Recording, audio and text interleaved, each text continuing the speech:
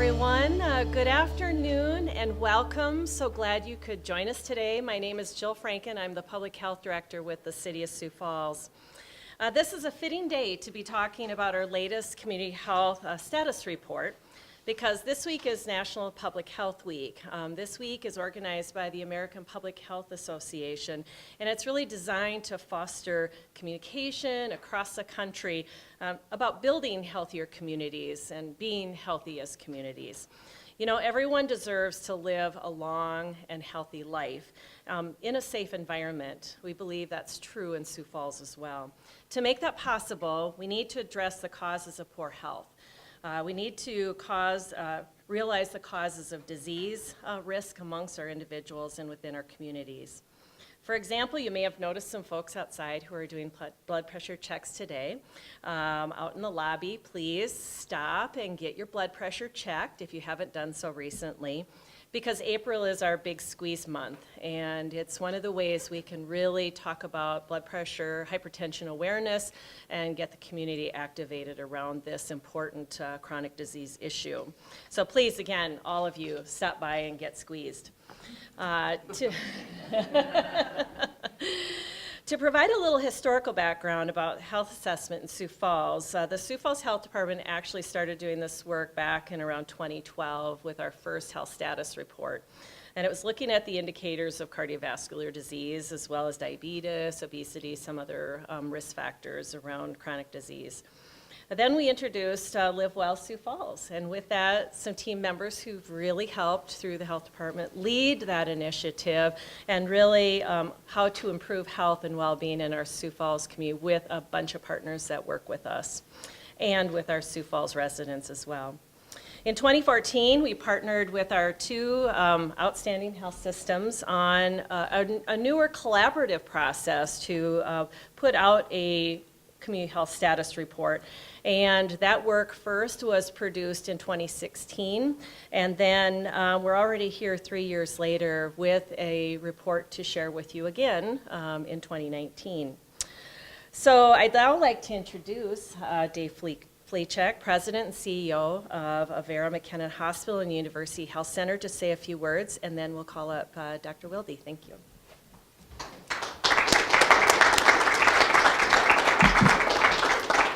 Thanks, Jill. It is great that the two health systems can come together with the city to help with the community well-being of health. I am here on behalf of the entire health system, Avera Health System, and we are proud today to talk about community health and the unique and positive collaboration we have enjoyed as health partners.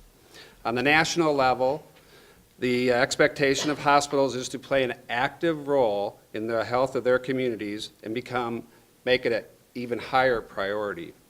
We have had the opportunity to work together with part of Live Well Sioux Falls initiative, and we certainly saw the value of coming together with the community assessment, which is a very comprehensive document on the health needs and assessments of this community.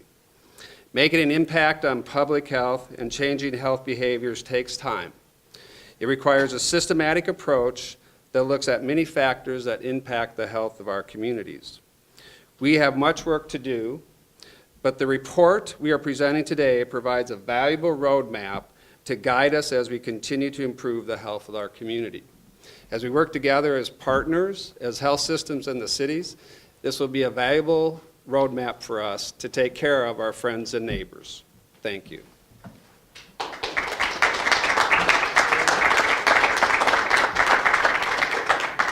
Thanks, David. That was great. I'd now like to call forward Dr. Mike Wilde, Vice President, Medical Officer for Sanford Sioux Falls, and invite him to come up and say a few remarks. Thank you. Thanks, Jill.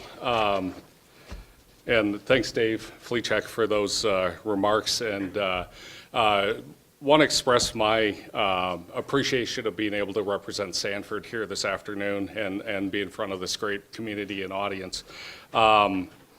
And certainly, as Mr. Fleachek alluded to, very proud to announce or very proud to roll out how we've collaborated on working in this project over the last 15 months. And why it's taken 15 months is really to gather the information in a proper fashion so we can represent the community of Sioux Falls, represent the community of Sioux Falls not only through survey, but also through focus groups, through personal interviews, to identify the right populations that express hopefully the feelings of the majority of people that reside in this area. Working with that and that multi-pronged approach, we also worked with elected officials as well. We're trying to continue to design programs and services to meet our residents' health needs. We need to understand the environment in which they work, they worship, they go to school, and spend their time. And that really is what a community health needs assessment is all about. And we're truly proud to work with our partners at Avera and the city in regard to this community health needs assessment. So thank you.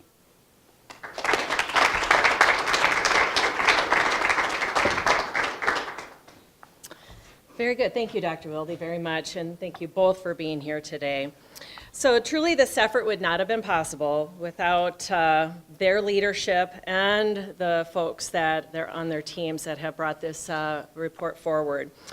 Through this great partnership, we're learning more about what impacts the health of Sioux Falls. Our health behaviors and our environment, right down to our zip code, as a matter of fact, can predict how healthy we will be as individuals and as a community. So all of the assessment partners will be here today to answer questions and available to just discuss, how this report came to be and what it all took to make this happen. But I'd also like to now introduce Mary to come up and talk a little bit more about what's in the report. Mary? So good afternoon. I'm Mary Michaels with the Sioux Falls Health Department in Live Well, Sioux Falls. And as Jill talked about, there are many different factors that impact our health. And it's everything from jobs and education to transportation and housing. And we're currently living in an age where our zip code is a better predictor of our health than our genetic code. In large metropolitan areas across the country, we were seeing that residents just a few miles apart were experiencing very different health conditions, very different life conditions, because neighborhoods where you have limited access to healthy foods, places to be physically active, places to engage with your fellow residents, access to transportation options and healthcare, all of these areas often see higher rates of chronic diseases like heart disease, cancer, obesity, diabetes. And what we learned through our health assessment is really that Sioux Falls is experiencing the same thing. So to my right, you see a map, and this is a map of life expectancy in Sioux Falls. And there was a tool created by the Robert Wood Johnson Foundation, and this tool can actually map life expectancy down to the neighborhood level. And so looking at our own city limits, there's a difference of more than 14 years between neighborhoods in Sioux Falls, with the lowest around 71 years and the highest just over 85 years. Now these two neighborhoods, the high and the low, are only about 5 miles apart here in the city. So in the United States today, 7 of 10 deaths are caused by chronic disease, and many of these diseases are preventable. And many of these diseases are impacted by those social determinants of health: housing, education, transportation, safety, and social engagement. And so by addressing these factors as a community, we can help prevent people from experiencing poor health by providing those conditions that are necessary for them to be healthier and to have healthy choices available to them. So over the past year, we explored a number of health indicators and health conditions that you'll find in that report. But today we're going to focus on a few key areas.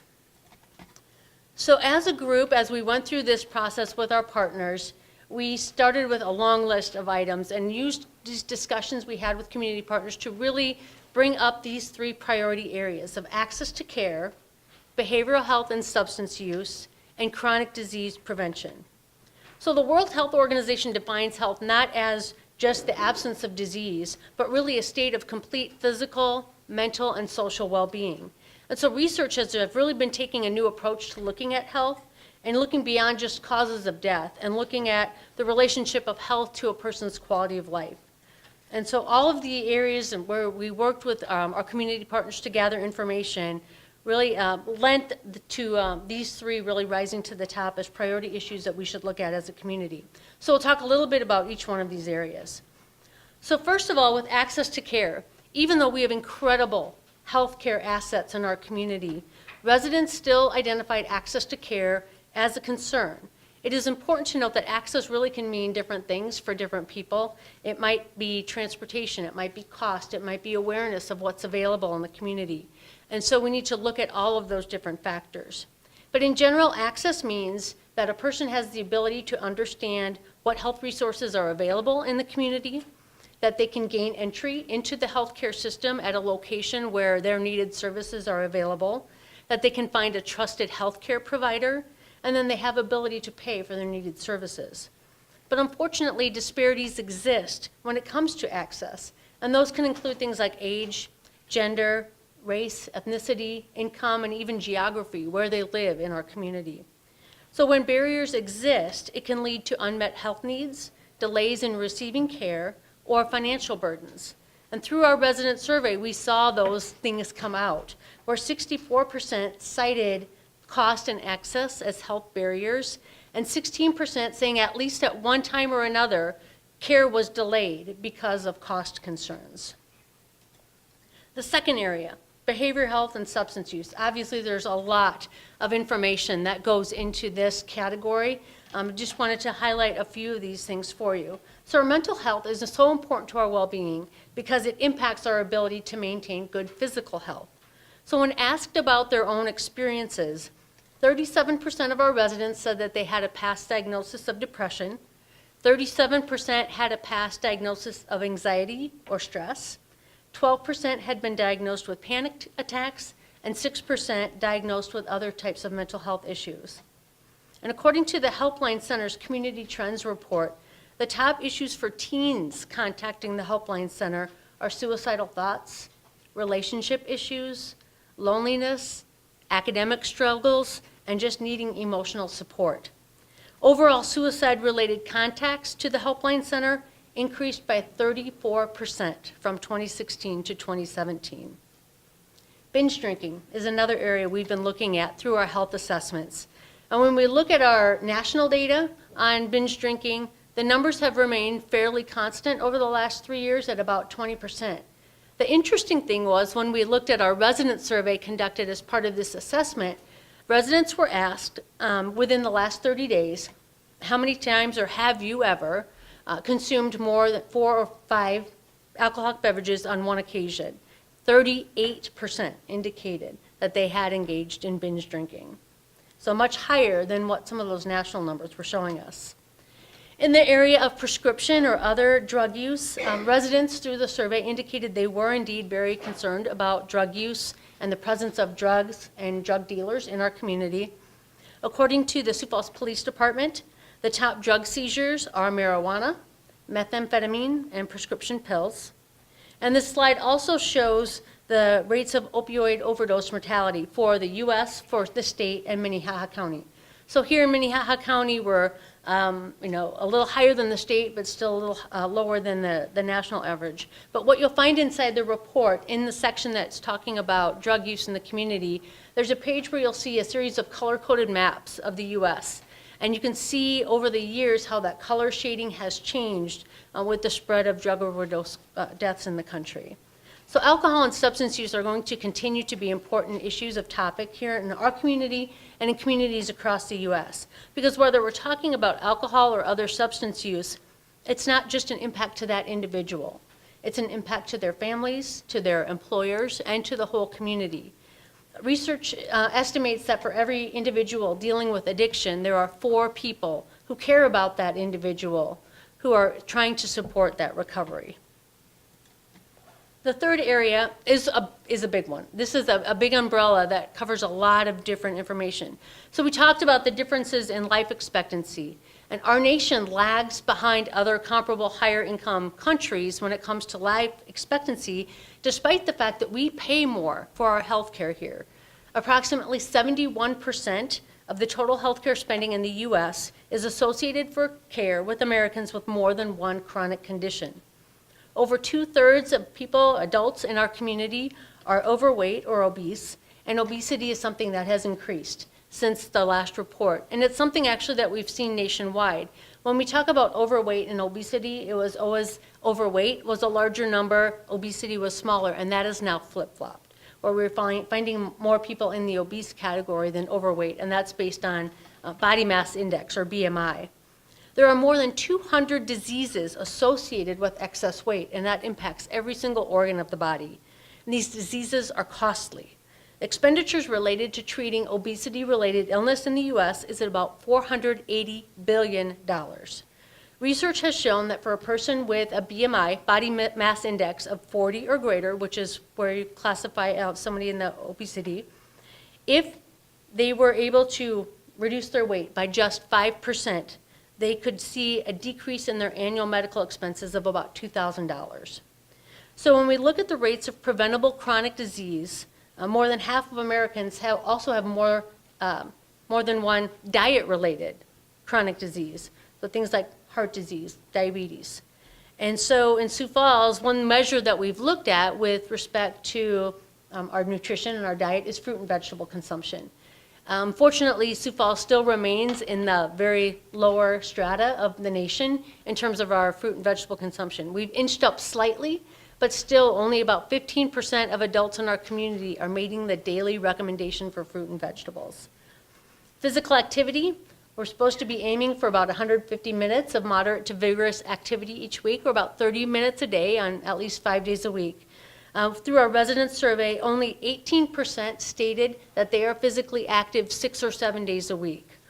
Over half were active fewer than 3 days a week. In recent years, you may have heard the term sitting disease, and that's used more than often to refer to the negative effects of physical inactivity. One study estimated that the average American spends 55% of our waking time, or nearly 8 hours a day, in sedentary behaviors such as sitting. So I should probably have you all be standing during this news conference. But hypertension, heart disease, there's so many chronic diseases that are so related to that nutrition and physical activity that it continues to be a focus for our community. It also impacts hypertension. And Jill talked about the big squeeze, the blood pressure screenings that are happening out in our community. We've been doing this with our community partners for over 8 years now. And what we continue to find is only about 1/3 of our residents who are getting screened as part of the big squeeze have normal blood pressure. Now, in 2017, the American Heart Association updated their blood pressure guidelines after years of research, and it had been a long time since the guidelines had been updated. The impetus behind that was really focusing on these lifestyle factors that are contributing to hypertension. And when we look at our rates in the community based on the new guidelines by the Heart Association, we're finding that about half of our adults in Sioux Falls are classified with high blood pressure. So do get those blood pressure checks. We continue to look at nutrition, physical activity, stress management, tobacco use, all of these modifiable risk behaviors. Tobacco use is actually where we have some good news to share. About 2 years ago, the city adopted a policy regulating tobacco use on city property to provide healthier environments, reduce exposure to secondhand smoke, and it's been successful. We've seen this, expand to covering events in our parks and other city facilities. And since our last report, our adult smoking rate in Sioux Falls has decreased from 16.7% to about 15%. So great news. We still have some work to do, especially when we think about our youth, the use of electronic devices, but we are making great strides in the area of tobacco. So these modifiable risk behaviors, really looking at the 5: tobacco, nutrition, physical activity, healthy weight, and alcohol consumption. Research estimates that if 75% of Americans were working toward those 5 modifiable risk factors, the nation could save more than $600 billion a year in healthcare costs. That's a big number by making the little changes in things that we do every day. So beyond what we all experience in our daily lives related to our individual health, when we look at the overall health of a community, it is a core element to economic vitality. There are dollars and cents to healthcare and health costs, but there are also dollars and cents in benefits that result from investing in prevention. So after compiling and reviewing all of this information that's in the report, the partners came together to select some priority initiatives that we want to look at as a community. Certainly there's things that we do at the health department. Avera, Sanford have strategies that they are working toward every day, but we came up with these as issues that would really be good for the community, whatever sector you're in, education, healthcare, nonprofits, government. These are things that we can all find a role to play. So the first one is supporting the development of the triage center, which not only addresses things like addiction, but it's that access to care piece, helping people get connected to services they need. A community-wide effort and approach to behavioral health awareness to encourage people to seek help, to reduce the stigma that surrounds getting help, and to make people aware of what resources are available in the community.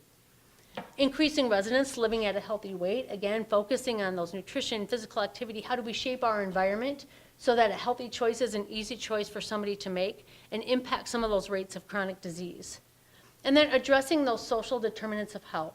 And we can do that by actively supporting the One Sioux Falls framework that Mayor Tenhaken had addressed. Anything that you find in the report can roll up into one of these 4 primary areas. And so we are excited about the potential that we have to make an impact in the community. Now you've heard us probably say the word partner a number of times already this afternoon. And this is just a little picture of who we're talking about. So Live Well Sioux Falls could not do what we do without all of your help and the support of these incredible organizations, whether it's participating in the community health assessment process, being big squeeze screeners, being part of our Sioux Falls Food Council. There's so many different ways that partners have engaged with us, and we are so fortunate to be able to do that and to look at how we can make our community a healthier place. Oops. As we wrap up today, we hit some highlights and we've done it pretty quickly, and there's a lot of information in that report. There's so much more in there. We go a little more in depth into some of those social determinants, looking at some figures related to housing, education, transportation, but we also look at things like food security, oral health, workplace health. And so there are so many different topics and that we can address, and certainly there's going to be those opportunities as community partners to do that. And so we don't want it to seem like we're favoring one over the other. Certainly when you look at health factors, it's hard to say that one is any more important than the other one. It's not unlike when you go out on the road in your car. You can't pick which tire is more important because you need all of them to get you where you're going. In the same way, there's not one single entity that can address these health factors, but as a community, we can. So we appreciate you being here today. Take a copy of the report. We'll also have it on our website. But thank you for being here, and I will turn it back to Jill.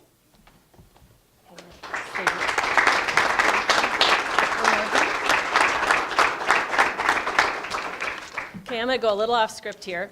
So first off, I want to thank Mary for the work in leading up this effort. And I want to ask those of you who are on the project team to stand so you can be recognized as well, if you would, please. Teresa.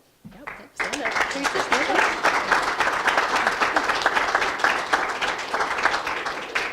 Thank you very much. This map is really quite stunning, isn't it? This is really about what we need to know right here. When I think about the work that we did to make an impact on tobacco in our community and start seeing those rates come down, it wasn't just about our policy at the city level. It was many of you in this room partnering together to really create that awareness, and we need to do more work, certainly, but we've made some inroads. I'm absolutely confident that we can do the same with those strategies that we have agreed that we'll collaborate on as a community to make a difference so that we can turn the tide here and start seeing more of these red zip codes turn into light green and dark green. We've just got to do that for our community. So I encourage all of us to get started in working on that real soon. The This is all part of a larger report that Mary alluded to, and you can find that by going on our website, www.livewellsiouxfalls.org, and I encourage you to do that. And again, please talk to the folks that helped put this report together. They know this report inside and out, and if you have any questions about any of the data, I'm sure they'd be happy to talk with you. But before we conclude, I do want to again say how much we appreciate our community partners, members of our community, the residents who completed the resident survey, folks who came for the focus groups. It was really important for us to gain a complete and comprehensive picture of the health of our community. And I appreciate those who are partnering on Big Squeeze this month on our hypertension awareness campaign. So we look forward to working with all of you and others as we continue to develop the strategies we need to create a healthier Sioux Falls and live well Sioux Falls. So thank you very much for being here.